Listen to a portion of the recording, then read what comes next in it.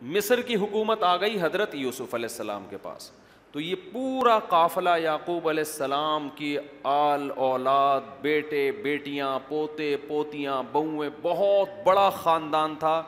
یہ جو نحوست ہے 2 بچوں والی, یہ پیغمبر کبھی بھی اس منحوس نعرے کو پیغمبروں نے کبھی بھی فالو بولو نہیں کیا. یہ نعرہ لبرل لوگوں سے آیا ہے, ملحد لوگوں سے آیا ہے, اور اس کا عذاب کہ ان کے خاندان ختم, محبتیں ختم, خاندان سمٹ کے کتے بلیوں میں آ کے منحصر ہو گئے. کتے پالتے ہیں, یوٹیوب پہ دیکھ لو, بندر پالے ہوئے, ان کو پیمپر پہنائے ہوئے ہیں, یہ کام کر رہے ہیں, وہ بندروں سے دل بہلا رہے ہیں. ہم تو جاتے ہیں گھر میں, بچے ایسی پیاری پیاری باتیں کر رہے ہوتے ہیں. آج میں نے روزہ رکھا ہے, چڑیا والا روزہ. میں نے کہا یہ چڑیا والا روزہ کیا ہے؟ چھوٹی بچی تھی میری, مجھے کہنے لگی کہ چڑیا کا روزہ ہے. یہ کون سا؟ کہہ رہی 6 بجے سے لے کے 9 بجے تک کا ہے, پھر 9 بجے سے لے کے 12 بجے تک کا ہے. وہ 3 گھنٹے کے روزے چل رہے ہیں بچوں کے, انجوائے کر رہے ہیں رمضان کو. انگریزوں کے ہاں بندر ملیں گے آپ کو, کتے ملیں گے, ان سے دل بہلا رہے ہوتے ہیں. انسان جب مارکیٹ سے شارٹ ہوگا تو گھروں میں کتے بندر آئیں گے. ٹھیک ہے, بندر بھی بڑا اچھا لگتا ہے پالنے میں, کتے بھی اچھے ہوتے ہیں, بلیاں بھی. انسانوں سے زیادہ, اپنی بچوں سے زیادہ میرے بھائی کوئی بھی اٹریکٹیو بولو نہیں. مجھے لوگ بتا رہے ہوتے ہیں بندر پالے ہوتے ہیں, کتنے کیوٹ کیوٹ سے بندر, کتنی پیاری پیاری بلیاں. او بھائی اپنی اولاد سے کمپیئر کرو. یہ کام ان لوگوں کے ہیں جن کے ہاں اولادیں نہیں ہیں.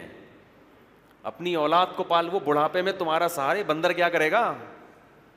یہ تو زرداری کی تقریروں پہ ہنسے گا اور تھوڑی کوئی کام ہے.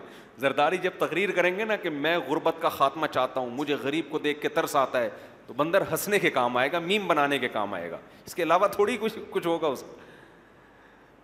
تو خیر, تو یعقوب علیہ السلام کا بہت بڑا خاندان ہو گیا تھا, کیونکہ آپ نے بھی کثرت سے نکاح کیا یعقوب علیہ السلام نے.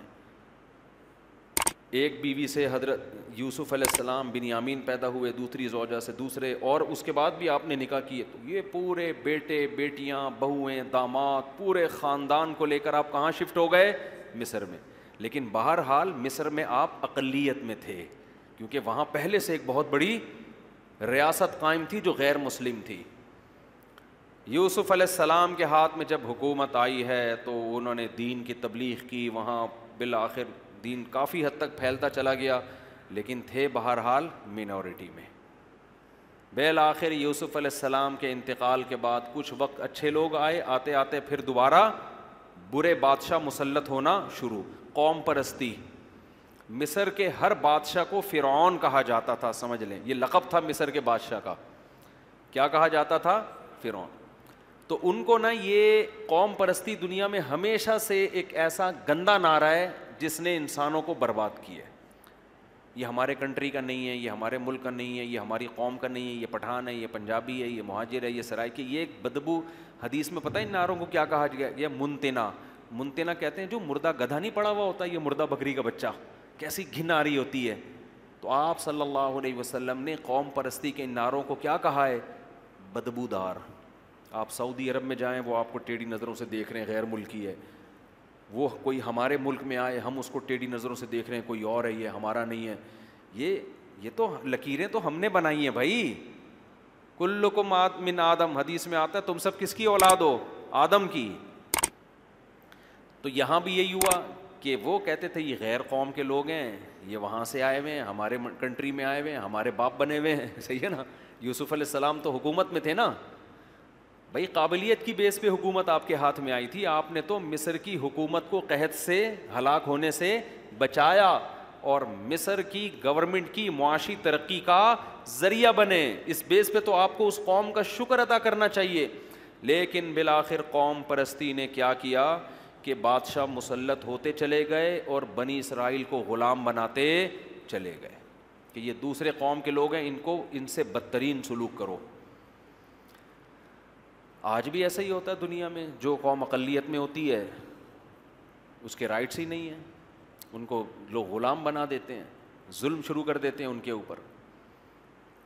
تو نتیجہ کیا نکلا کہ بالآخر مصر میں فرعون مسلط ہوتے ہوتے ہوتے یہ جو فرعون ہے نا جس کا قرآن میں ذکر ہے, یہ مسلط ہوا تو اس نے تو ظلم کے پہاڑ توڑ دیے.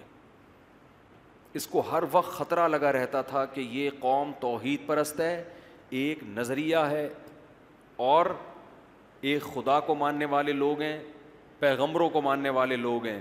یاد رکھو جو نظریاتی قوم ہوتی ہے لوگوں کو خطرہ ہمیشہ اس سے ہوتا ہے۔ آج ملحد لوگ ہندو مذہب کا آپ کو مذاق کبھی بھی اڑاتے ہوئے نظر نہیں آئیں گے۔ آپ دیکھ لو یوٹیوب پہ ہندو ملحدوں کو جو ایتھیسٹ ہوتے ہیں نا، آپ نے دیکھا ہوگا نا، ایک ہمارے ملک میں ایک لبرل خاتون مری تھی، اس کا جنازہ پڑھایا عورت نے، دیکھا ہوگا نا، عورت نے۔ تو اور یہ مقبول جان صاحب کا ایک بڑا اچھا انٹرویو آیا کہ عورت جنازہ پڑھا رہی ہے، یہ اسلام کا مذاق ہے، اسلام میں عورت جنازہ کی امامت نہیں کر۔ انہوں نے کہا یہ مذاق نہ کبھی کسی عیسائی مذہب کے ساتھ کوئی کرتا ہے نہ ہندو مذہب کے ساتھ، ہر ایک کی رسومات کا احترام کیا جاتا ہے، یہ صرف اسلام کا مذاق کیوں اڑوایا جا رہا ہے؟ بھائی ہر مذہب میں ہوتی ہیں نا کچھ تعلیمات۔ مجھے ان کا بیان بڑا اچھا لگا تھا کہ نشانہ کس کو بنایا جا رہا ہے؟ اسلام۔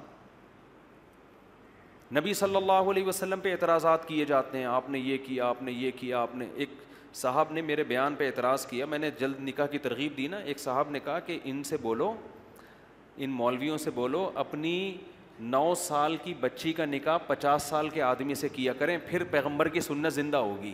اعتراض سمجھ میں آیا؟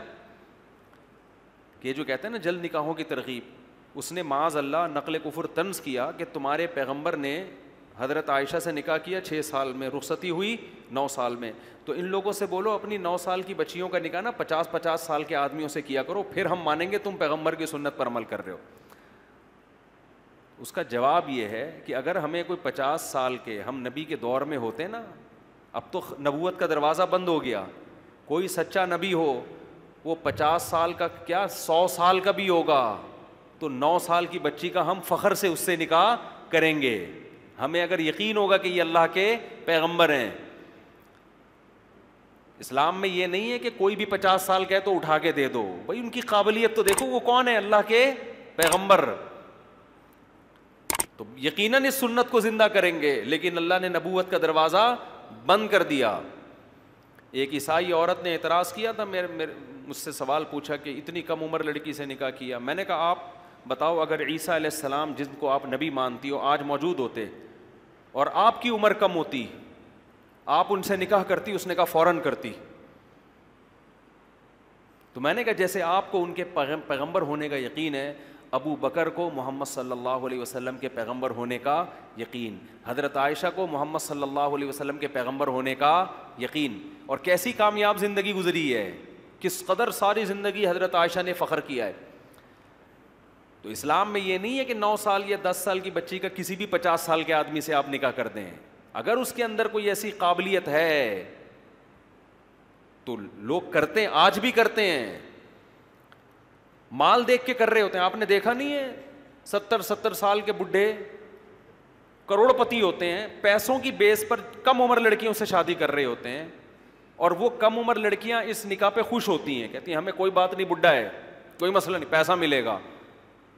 تو جب پیسے کی بیس پر وہ کمپرومائز کرتی ہیں تو نبوت کی بیس پر، نبوت تو اس کائنات کا سب سے بڑا عہدہ ہے، اور امی عائشہ کو اس نکاح سے جتنے فائدے ہوئے اتنے کسی خاتون کو کسی سے نکاح سے ایسے فائدے نہیں ہوئے۔ آج حضرت عائشہ کا نام جو دنیا جانتی ہے اور ادب و احترام سے لیتی ہے، وہ اس لیے کہ آپ کا نکاح کس سے ہوا؟ سید الانبیاء محمد صلی اللہ علیہ وسلم سے، اور آدھا علم آپ کے ذریعے امت تک پہنچا ہے۔ تو یہ جتنے اعتراض پیغمبر کی شخصیت پہ کریں گے، کسی اور مذہب کے ماننے والوں کی شخصیت پہ نہیں، حالانکہ ان پر کروڑوں اعتراضات ہوتے ہیں، کروڑوں۔ تو اس سے ہمیں پتہ چلتا ہے کہ بھائی جن تلوں میں تیل ہوتا ہے نا، انہی سے تیل نکالنے کی کوشش کی جاتی ہے۔ ان کو پتہ ہے کہ دنیا میں اگر کوئی مذہب ہے تو کون سا ہے؟ اسلام ہے، باقی کو کوئی ویسے ہی نہیں مانتا، باقیوں کو لوگ ویسے ہی لفٹ نہیں کراتے، اس لیے سارے اور پھر مسلمان علماء پہ اعتراضات، مولویوں کے پیچھے پڑے رہیں گے۔ ایک ملحد نے بقرعید پہ ایک دکھایا، ایک مولوی کا پیٹ اتنا بڑا نا، ایسے دکھایا، فرضی تصویر بنائی تھی اور کہا تھا یہ بکروں کا قبرستان ہے۔ یہ کیا ہے؟ یہ جو بکرے کٹیں گے نا اس کا کیا ہی ہے؟ قبرستان. میں نے تو نہیں دیکھا کوئی مولوی اتنے بکرے کھاتا ہو. ان بقرعید کے دنوں میں جتنا غریب آدمی گوشت کھاتا ہے نا وافر مقدار میں, اتنا امیروں کو نہیں ملتا. امیر تو پورے سال کھاتے ہیں. بقرعید کے دنوں میں اگر وہ بناتا نا کسی غریب آدمی کا پیٹ اور کہتا ہے یہ مسلمانوں میں جو غریب لوگ ہیں ان کا پیٹ بکروں کا قبرستان ہوتا ہے, ہم کہتے ہیں صحیح بات کر رہا ہے کہ ان دنوں میں جتنا گوشت غریب کو کھانے کو ملتا ہے اتنا پورے سال کھانے کو نہیں ملتا. لیکن کہاں لے کر آ رہا ہے؟ مذہبی رہنماؤں کو. تو ان کی دشمنی اسلام سے, ان کو پتہ ہے دنیا میں پنپنے والا کون ہے؟ اسلام ہے. خیر جلدی سے بات کو سمیٹتا ہوں.